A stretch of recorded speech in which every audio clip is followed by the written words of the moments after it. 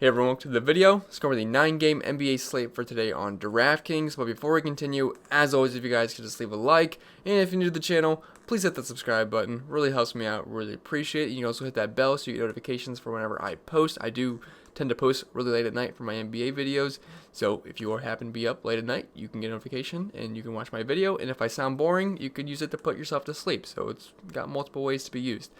So like I said, if you just want to know when my videos are posted, hit that bell. And if you want to follow me over on Twitter, I'm at Pennell16. If you want to support me over on Patreon, that's also much appreciated. Getting close to 100 Patrons, pretty cool. I do appreciate everyone that does support me over there. You get access to any of the extra content that I put out every single day or every single week, just depending on the sport. So if you do hit that link, it'll take you to my join page where you can get access to either my NBA package, my NASCAR package, MLB's coming up, which I guess that's live right now because does start in March, but I got nothing posted for that yet. But MLB is coming up. I love MLB. Gonna be going over that every single MLB game or slate, I should say. I'll be breaking that down every single day. And yeah, very excited. If you want access to the NBA, I preview it to you guys. I do my entire data sheet. And this is just a preview of it, just an early look. I do a lot of updates throughout the day. I'm on this thing pretty much all day just updating it because you guys know how hectic NBA news can get, updating projections, updating projected minutes, cheat sheet, core plays, DVP charts, Discord chat. So when you do sign up on Patreon, it plugs you into my Discord chat, and you can chat with me all day, just hang out or ask me all the questions you want. Bug me all day. I don't care. And for NASCAR, I go over my strategy articles, that's, strategy and all that stuff, my video/podcast that I post on YouTube, my projections, all that good stuff. People tend to like the NASCAR. It's by far the most popular thing I do on YouTube and on my Patreon, and people seem to like it. Even if you have no idea about anything about NASCAR, I break it all down. It's very strategy driven, so you'll get the gist of it. I know a lot of people tell me they have no idea what they're doing in NASCAR, and they've been having a great season. And yeah, we have MLB coming up, so yeah, a lot of things to be excited about. So like I said, if you want to get in and join, hit the link in the description below.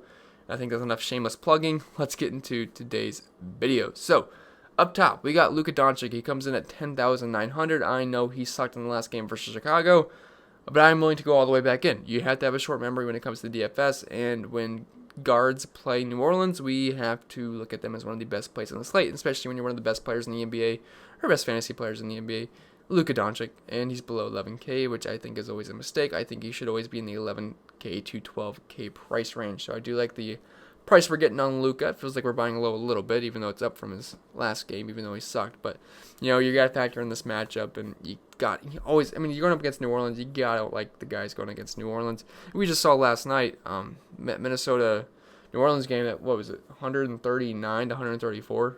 What is that, near 280? So that was crazy.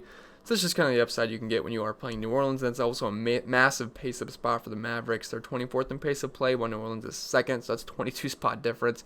So gotta like Luka here. He's at 1.67 points per minute with a 37.1% usage rate. He's got triple-double upside every single night. He's averaging 28.5 points per game, 8.8 assists, 9.3 rebounds. Yeah, something bad you can say about Luka. And also, if you look at the matchup, New Orleans does rank 29th versus point guards and 21st versus shooting guards. So Luka Doncic, I think we can get one of those 70-point games out of Luka. Not saying I expect that, but I think we can get a really good game out of Luka. I expect him to be very popular, but it's deservedly so. Bradley Beal, he comes in at 10,600, so I am personally going to be playing Luka. I never say things are set in stone the night before, but I just don't see a scenario where I'm not playing Luka on this slate. Maybe things change, but I feel like right now I'm locking in Luka. But Bradley Beal, he's an interesting tournament option. I don't think you're going to be able to pay up for both of these guys, but if everyone's playing Luka like I am, I don't expect Bradley Beal to have much ownership. Now, I don't know exactly what he's doing right now because his game's still going on. I had to assume he's probably doing good because he's been on fire for a long time now, but the guy's got 67 fantasy point upside. Now, the problem is he doesn't do as much in the stat sheet as Luka does because, Luka does the rebounds, the assists, and the scoring. Bradley Beal's mainly just a scorer, but he's a high volume scorer. He'll put up 40, 50 per light points. There's no problem with that. And I don't think there would really be a problem versus Portland, one of the worst defensive teams in the league. We know Bradley Beal's going to play all the minutes he can handle. It's going to be a pretty good game environment here. Both teams are near top 10 in pace of play on the year. 34.2% usage rate, 1.34 points per minute. Head over to the DVP chart. Portland, they do rank 15th versus shooting guards and 18th versus small forwards. So not as elite as a matchup as it is if you're a point guard or a big man versus Portland, but I still really wouldn't worry too much about the matchup, even because Bradley Beal is matchup proof, so he'll be fine. So Bradley Beal, I think, is an interesting tournament pivot off of Luka Doncic. Luka is the core cash game play, and I think he's the better GPP play, to be honest, because I'd rather play Luka. Bradley Beal is an interesting tournament pivot off of him. Would it be different? Hassan Whiteside, 9,500. Every time Hassan Whiteside's on a slate, I pretty much recommend him because I just really like the guy. But he's going up against Washington. It's a elite matchup here. We're going to have a good game environment. Just talked about it with Bradley Beal. And I don't expect a lot of people to play Whiteside because that's a tough price tag to pay for the guy. And if we're all paying up for Luka, I mean, there is value, a couple of value guys in this slate, but I don't really think it's going to be too easy to fit any of these guys in. I mean, you can fit one in for sure, but Whiteside's a tough pill to swallow at 9,500. But you got to like the matchup here versus Washington. They suck in all aspects on defense. They're the third worst defensive team in the season, and they rank 24th versus center. So, yeah, I think Whiteside's fine here. I think he's a better tournament play than he is cash play, just because he's really expensive. But 1.34 points per minute, so he's been great point per minute wise. He should play anywhere from 30 to 35 minutes. Hopefully, he can stay out of foul trouble. So, Hassan Whiteside, I think he's an excellent tournament option. Another guy who I think is a really good tournament option, Kristaps Porzingis at 9K. It's tough to pay 9K for Kristaps Porzingis, and if everyone's playing Luka, I really don't expect anyone at all to play Porzingis. And again, if you want to be different, I'm not saying I totally recommend it, but if you want to be different, you could play Porzingis over Luka and just save some dough and hope Porzingis has one of those 50, 60 point games. And we've seen it before playing alongside Luka. I mean, it's not like it's never happened. It's happened quite a few times. And I mean, what a better matchup to do so in against New Orleans. I mean, they suck defensively. We already went over that. It's going to be a fast-paced game versus power forwards / centers. New Orleans ranks 22nd and 18th, so pretty good matchup for Porzingis. And the guy has tons of upside. Lost my spot. So he's not going to play as many minutes as Luka, but he's also not priced up as much. Now, do I wish he was in that 8K range? I do. 9K feels a little steep, but still 1.27 points per minute, 26.7% usage rate. He's fine. Now, would I prefer Whiteside or Porzingis? I'll go Whiteside because I feel like it's just a bit safer, but I think both are excellent for tournaments.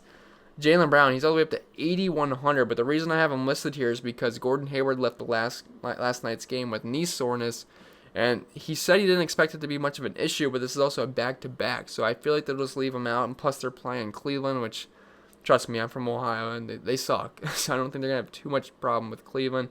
And the thing is, Jason Tatum is also questionable, and if so Tatum misses the game, Hayward misses the game, and also Kemba Walker got ruled out.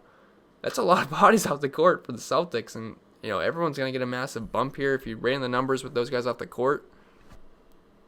Obviously, the numbers would improve. So if we look at Jalen Brown's numbers on the season, he's at 1.01 points per minute, which isn't bad, and a 24% usage rate. But if you take, I'm not saying all these guys are going to be off, but there's the potential for Tatum, Hayward, and Kemba Walker to be off. We know Kemba's going to be out, but Hayward and Tatum are both up in the air. I don't think they're going to push him to play versus Cleveland, but we'll see. But if you take them off the court, Brown's got over a 30% usage rate, and he's at 1.14 points per minute. So definitely gets a bump. He's going to play all the minutes he can handle if that's the case. So an 8,100 seems a bit much, but it's a great matchup versus Cleveland. They suck defensively, and if those guys are out, it's going to help keep this game close. So I would expect them to probably get full minutes. In Cleveland, they rank 30th versus shooting guards, 29th versus small forwards. So it's an elite matchup for Jalen Brown. The guy's got tons of upside, so don't hate looking his way. Zion Williamson, he comes into 8K. He balled out in the last game, and this is also a back-to-back. I do have concerns here. Not that he's not going to play. He's going to play. He got cleared to play back-to-backs just recently. Now, the problem I have with playing Zion here is he might be on a minutes restriction. I don't even know if they'll announce it or not. Obviously, if they announce it, I'm going to stay away, but even if they don't announce it, they might just pull him early and just, not like from the game completely, but they might just shorten his rotation minutes where instead of playing, majority of one quarter, they'll play half, something like that. So that's my concern. So if you guys don't feel too confident in his minutes on a back-to-back, on his first back-to-back of the season, I wouldn't play him in cash games. Now you can take some stabs in tournaments. And I mean, if he gets 30 plus minutes, I think he's an excellent play. We know his upside. He just smashed last night. Now this is a tougher matchup versus Dallas, but man, I love his upside. He can do pretty much whatever he wants on the court. Just theoretically, if he gets 30 plus minutes, I like him a lot. But I mean, again, he could be on a minutes restriction. As of right now, I got him over just regular minutes. So there's concern here. Just know that. But on the season, 1.26 points per minute, 31.2% usage rate. Nothing bad I can say about Zion. I mean, the matchup's kind of sucky, but these Pelicans games are just so high scoring. I don't really care about the matchup too much. So theoretically, if he gets his full minutes, he's a good play. Again, let's just keep our eyes out for some news on maybe a minutes restriction for Zion on his back-to-back. Brandon Ingram, though, I like him a ton. We do not have to worry about any minutes restriction for Ingram, nor have any concerns about a back-to-back. So if Zion's even limited a little bit, that's going to help Ingram, and I think Ingram's an excellent play. He's only 7,900. I think he should be a bit more. He had a good game last night. I almost had 30 real-life points. He was playing very, very well, and he continues to just be a bit too cheap, in my opinion. I think he could be in that 8K range, so I'm willing to take some more stabs at Brandon Ingram, especially if Zion's going to be on any type of restriction from the back-to-back. But yeah, on the year, 1.23 points per minute, 28.6% usage rate. Very similar numbers to Zion, just less of a usage rate and just a little bit less point per minute wise. But he's going to play more minutes. I got him for around 35 minutes, and he'll play a little bit more if need be. Now, the matchup versus Dallas, it's not a great one. They rank, 11th versus power forwards, 21st versus small forwards. So I guess individually, it's actually a pretty solid spot for Brandon Ingram, but overall, Dallas has a pretty solid defensive squad. But I don't really care about the matchup too much. I think Brandon Ingram's going to be fine here, and his numbers are solid. He checks the boxes, and again, if Zion's limited in any capacity, it's going to help Brandon Ingram. So Ingram, I think he's a very, very, very good play. I tend to play Brandon Ingram a lot, so don't hate looking his way. Jimmy Butler, 7,800. He just feels like a nice, safe cash game play. He's below 8K, which whenever Jimmy Butler's below 8K, usually makes the sheet because it's just a bit too cheap.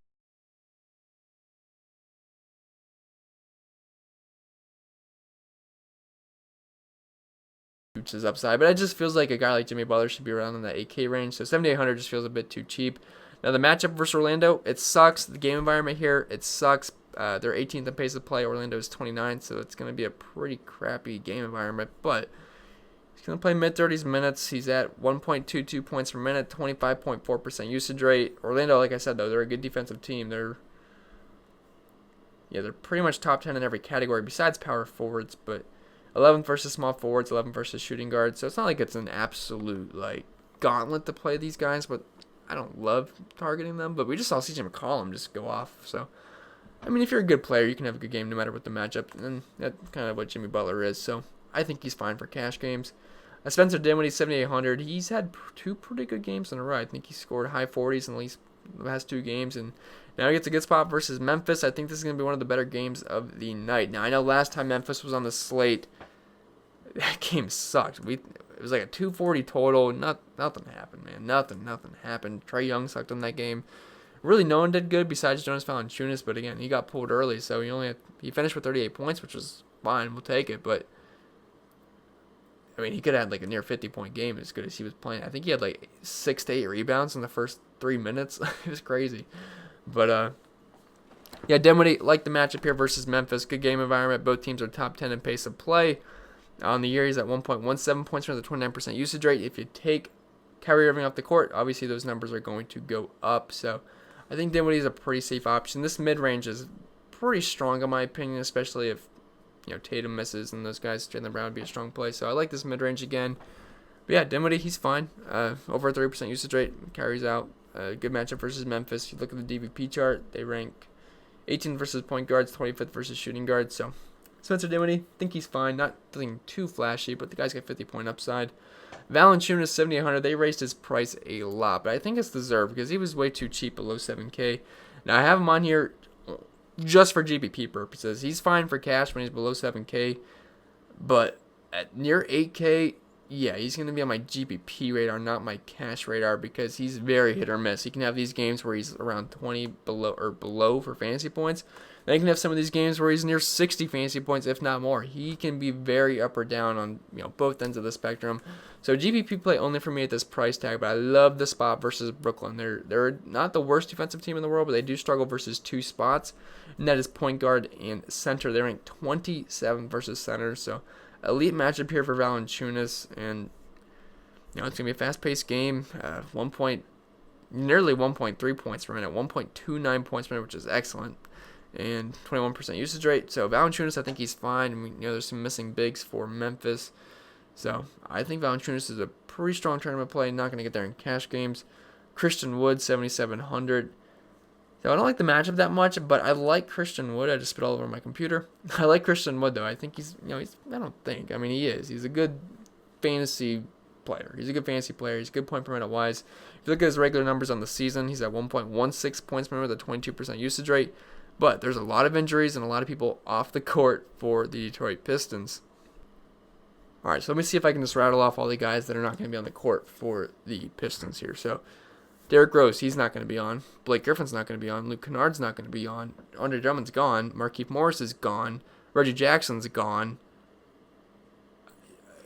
Bruce Brown. I don't even remember Bruce Brown. Is Bruce Brown still out?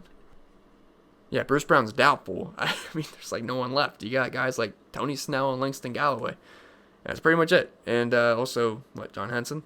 So they got pretty much no one. So Christian Wood's going to pretty much be the entire team here. So someone's got to score for the Pistons, and I think Christian Wood is capable of doing so. I mean, I know it's a little expensive for him, but there is literally no one on the court other than Christian Wood that's worth anything. Now, the matchup versus OKC is not amazing as a whole. They rank where? Yeah, 4th best in the league. They rank 2nd versus power forwards and 10th versus centers. That's not too good for Christian Wood, but I'm willing to look past that. He's been fine in bad matchups this season. Now, the game environment here sucks. That's one thing of concern. He's more of a GPP play, not playing him in cash games, but yeah, the game environment sucks. Both teams are bottom 20 in pace of play, but numbers are strong on the season. I mean, if you take all of those guys off the court, we really don't have too much of a sample size to go for, but I'd have to assume it's close 1.3 to 1.4 points per minute. So Christian Wood, yeah, I have some GPP interest just because there's no one on Detroit, but again, that could also mean there's going to be a blowout, but we'll see. I don't like projecting blowouts. You never know. So Christian Wood, I think he's fine.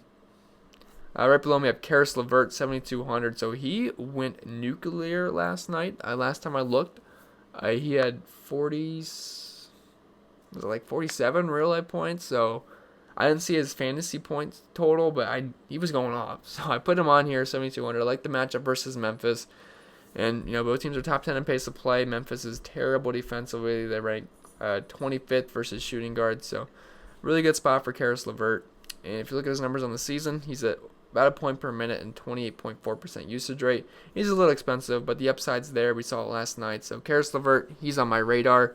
Marcus Smart, 7K. I know it's a little bit expensive for him, but again, Kemba Walker is going to be out. We know that Jason Tatum is questionable, and we know that Gordon Hayward's also questionable. So if those guys miss, it's going to be Marcus Smart and Jalen Brown just shouldering the load for the Celtics team. And I got him for over 35 minutes here. And if you take those guys off the court, he's over a point per minute, just a little bit over a point per minute, which is a nice, pretty hefty bump, 0.1. And his usage rate's over 20%. So Marcus Smart, I think he's fine. And we can always get hot from deep, too. I'd never forget the one game. I was going out to get pizza, and I was just watching the game log. Man, he just wouldn't stop hitting threes. And I played Brad Wanamaker that night, so that's what hurt the most. At least the taste of pizza made it feel a little bit better, at least. But, man, he was going off. He had 11 threes in that game. Never forget it. Never forget it. But yeah, Marcus Smart, he's fine. He's going to play a boatload of minutes. In the matchup versus Cleveland, that's just the icing on top. They rank 30th versus point guards and 30th versus shooting guards. So Marcus Smart, definitely on my radar. Kobe White, the guy just is white hot. Kobe White hot. Didn't mean to do that, but he is just, he's just been amazing. And also Zach LaVine's going to miss this game, so it just even opens up some more minutes for Kobe White and even a higher usage rate. And I sorry, I paused really quick. I got to get a drink, but I don't remember if I said, but Zach LaVine will be out. And yeah, I already said that. So if you look at his numbers, with Zach LaVine being out, or I should show you, this is his regular numbers in the season. He's at 0.91 points per 24% usage rate. You take LaVine off the court, he's around point per minute, so he gets about 0.9 of a bump from his points per minute rate, and he's also around a 30% usage rate. Now, he did not start in the last game, but that has no effect on me. I don't care if he doesn't start or not. I actually think it's better coming off the bench because, again, he's controlling that second unit, or, a mix of the first and second unit. He's the first guy on the bench. But, yeah, he's the man, and when he comes off the bench, and, man, he just blazes threes. I mean, when he comes in, he just shoots threes, and he scores a bunch of points, and that's what Kobe White does. And, yeah, I mean, no Zach LaVine, it opens up a lot on this for Kobe White. So, certainly have interest in him. He's just been playing so well. He was 5,800 in the last game, I think, and around 5,800, and everyone played him, and it's, only 400 more, so I'm willing to play him again. I know 6,200 is a bit much for Kobe White, but the matchup is what I'm probably most interested in, and Zach LaVine being out. But nice pace-up spot here for the Bulls. They're 16th in pace of play, while Minnesota is 3rd, and we just saw that game last night. these games can be very high scoring. We know Minnesota is not a good defensive team. So Kobe White, I think, is a pretty solid option. DVP chart, Minnesota ranks, 1, 2, 3, 4. They're 5th worst defensively, and they've been getting a lot worse defensively as the season goes on. They were in the more mid-pack, man. They're making their way up to the top 5. So, yeah, they've been awful defensively. They ranked 27 versus shooting guards, 24th versus point guards. So, really good matchup for Kobe White. I couldn't tell you ownership the night before, but I feel like he'll still be popular, even though he's 6,200, but it'd be nice if he'd be lower owned, but I think he's fine in all formats, GPP and cash games. Gallinari, he struggled last night, did not have the best game in the world, only had, 23 fantasy points. Wasn't terrible, but I was expecting a little bit more. He's usually like a 30-point kind of guy. But I'm going to go back to the well here, 6,200. It's a pretty good matchup versus Detroit. If you look at the DVP chart, Detroit does rank 19th versus power forwards, 9th versus small forwards, so it's an okay matchup for Gallinari. Not the best matchup in the world, but not the worst. And on the season, he's at 1.04 points per minute, 24% usage rate. Game environment sucks, but Gallinari, he's never a guy I go out of my way to roster. He's just the kind of guy that's a last fit. That's what it was last night for me. I actually happened to play Gallinari. Wasn't too happy about it because he didn't play very well, but he's kind of like a last piece kind of guy. Just hope he gets about 30 fantasy points because he is a point per minute guy. Juancho Hernan Gomez, 5,600. So he's going to play a boatload of minutes. I believe he played 34 last night. Gets that good matchup versus Chicago. We know how bad they are defensively versus big men. I mean, they are just downright trash. They rank... Where are they at? They rank 30th versus power forwards and 30th versus centers. They were more mid-pack earlier in the season. They're making their way up to the top 10. So they've just been so bad defensively versus big men. So Hernan Gomez, he's fine. I feel like his numbers on the season, they're not the most accurate representation because he was on a different team.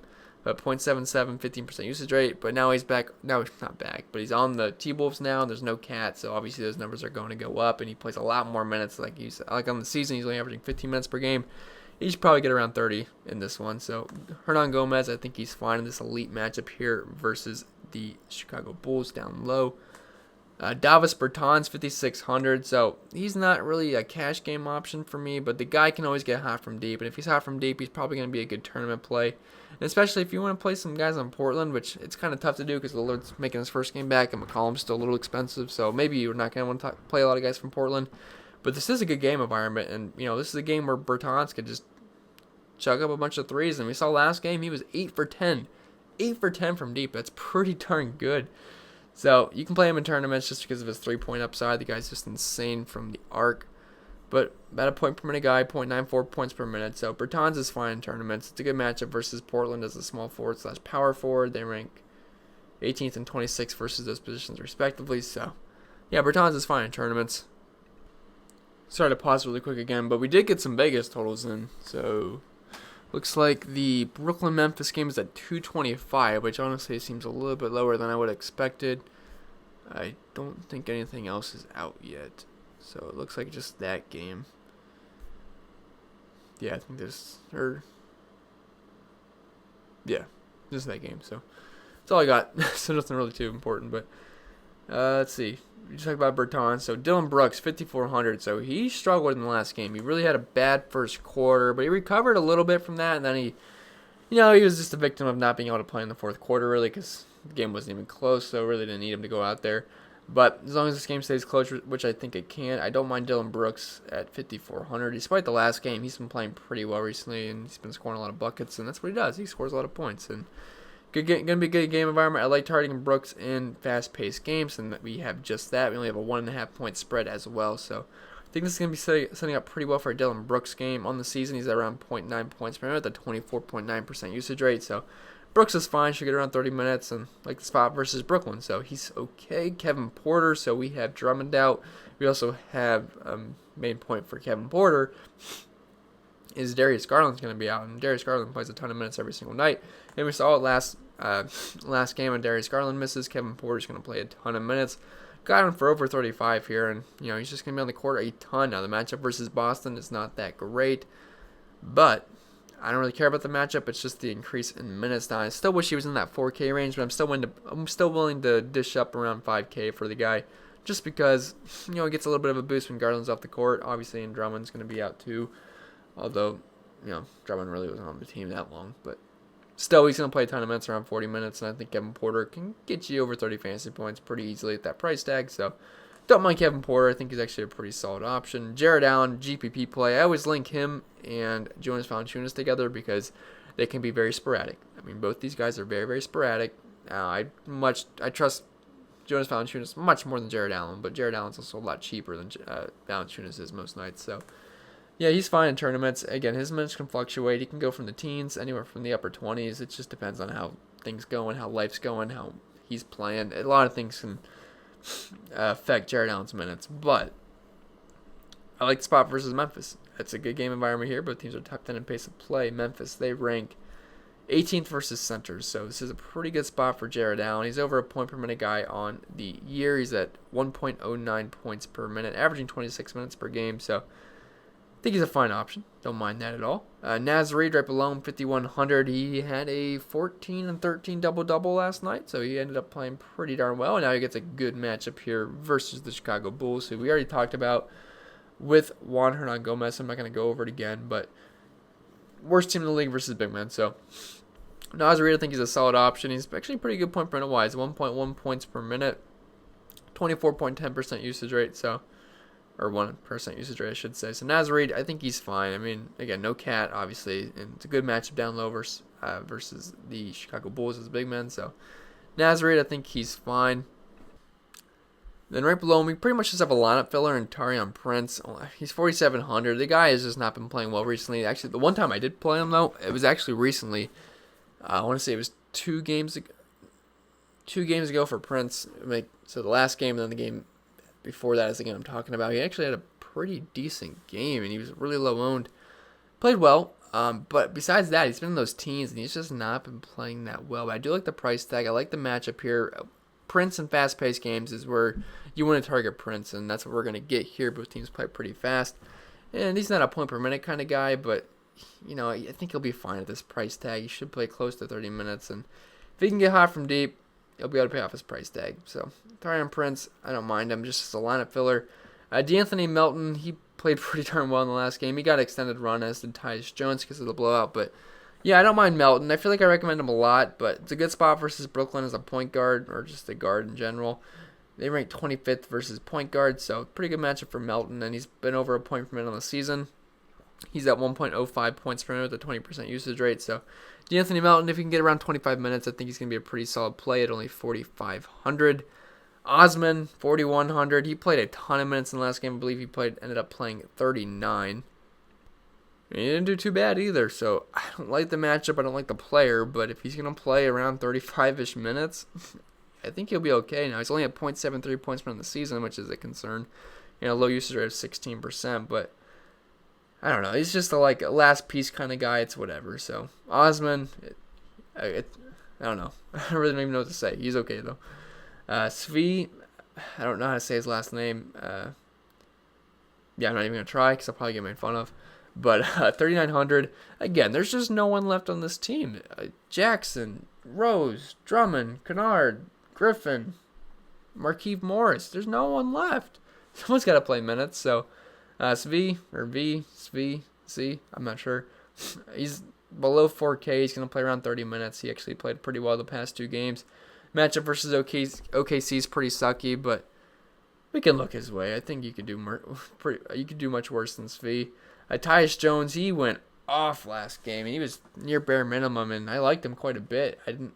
Again, he kind of lucked out into some extra late game run because the game wasn't close, but he still played very well when he's on the court. He had nearly 40 fantasy points, played extremely well.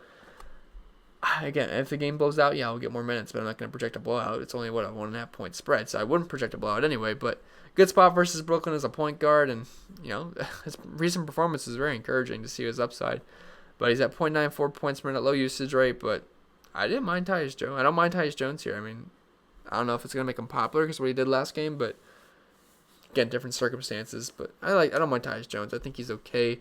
Then Denzel Valentine, 3,800. He was min-priced last game. Ended up having 27 fantasy points. He played very, very well. Was that 9X? Yeah, he played very well. And he actually drew the start. Now, he didn't play a ton of minutes, but he was still very efficient while on the court. And if you look at his numbers on the season, he's point per minute guy, 0.99 points per minute. But if you take Levine off from that, he's a little bit above point per minute. And he's got around 28% usage rate if you take Levine off. So yeah, Valentine, I mean, 3,800, I know it's not mid-price, but it's close to it. And if he's going to play over 20 minutes around there, I think he'll be fine at 3,800. So I think he could do worse than that. And that's pretty much going to be it for this player pool breakdown. But before we get out of here, I do want to talk about the sponsor, OverlayDFS.com. Alright guys, if you're new to the channel, this is OverlayDFS.com. I've gotten a lot of good feedback from subscribers that have tried it out already. I really do enjoy playing over here. I would not recommend it to you guys if I didn't play there myself. Fun place to sweat the games out and just, enjoy playing some extra DFS and supplement from your DraftKings. You don't have to quit DraftKings just to play Overlay. You can play both. It's it's a nice change of pace from DraftKings. So, in DraftKings, it's a lot of work. You got to build lineups, you got to export CSV files, you got to build projections, you gotta build lineups again, you gotta differentiate from cash games to GPPs. Here at Overlay, it's a pick'em based website. If you thought, this is from a couple nights ago, if you thought Fred VanVleet was gonna outscore Eric Bledsoe, you pick VanVleet. If you thought Hayward was gonna outscore Shai Gilgeous-Alexander, you pick Gordon Hayward. It's as simple as that, guys. And if you happen to win that matchup, it goes towards your record. And if you finish in the top 10% of the contest, you win 9 extra money. And I think that's the best thing about Overlay DFS. You win 9 extra money for finishing in the top 10%. To 9 extra money, sometimes you got to win the whole thing on DraftKings. And sometimes even if you win the whole thing, you don't even 9 extra money. Sometimes it's like a 5x. So I love their payout structure. You don't even have to get first to win 9 extra. Just on 9 extra money. You got to finish in the top 10%. So absolutely love their payout structure. And the big glaring thing here is their jackpot. If you go 12-0 on your picks, it's hard to do. It's not easy. As you can see, we're over 90 days for the carryover now. But if you go 12-0 on your picks, you can win $15,100. And that's going to go up tomorrow. So it just goes up and up every single day until someone hits. And it's due to hit. It's been almost 3 months. Someone's going to hit it soon. So why not you? I'm hoping it's me. But if it's not me, I hope it's one of you guys. But I'm really hoping it's me. But yeah, $15,000. Do not miss on the chance to win that. And also, they have a couple of cool challenges. So they're running a thing where if you go 0-12 in your picks, they'll give you $500. And I got to be honest, tonight I thought I might hit that because I was 1-11 at one point. I was like, okay, maybe I should just shoot for the $500 thing. I won a couple of matchups. Ended up not happening. Obviously, I don't think anyone hit it. So yeah, a couple of cool challenges. Also have a Slump Buster challenge where if you lose every single day for 20 days in a row, not consecutive days, but say you play once a week for 20 weeks or twice a week for 10 weeks, you lose every single time, they'll refund every single dollar you deposited. So they're basically daring you guys to lose. So check it out, guys. OverlayDFS.com. Very fun site to play on. They got some good people over there. I've noticed a lot more people in the contest, so hopefully you guys are going over there and trying it out. Try to get that, just, sign up and try to get a chance at that $15,000, because you guys do not want to miss out on a chance of winning $15,000. So that's going to be it for this video. If it was helpful, remember to leave a like. If you're new to the channel, hit that subscribe button. It really helps me out. Really appreciate it. Support me on Patreon. Get access to any of my extra content. I put a lot of work into it, so I think I do some good stuff over there. So if you want to support me over there, feel free to do so. If you got any questions, you can let me know. And yeah, enjoy your Wednesday. I'm almost on spring break. That's pretty awesome. But don't worry, I'll be here doing videos. So, all right. See you guys in the next video. Enjoy the rest of the week. Enjoy hump day. I'm going to go to sleep. I'm tired. I might get a midnight snack. Yeah. All right. I'm out.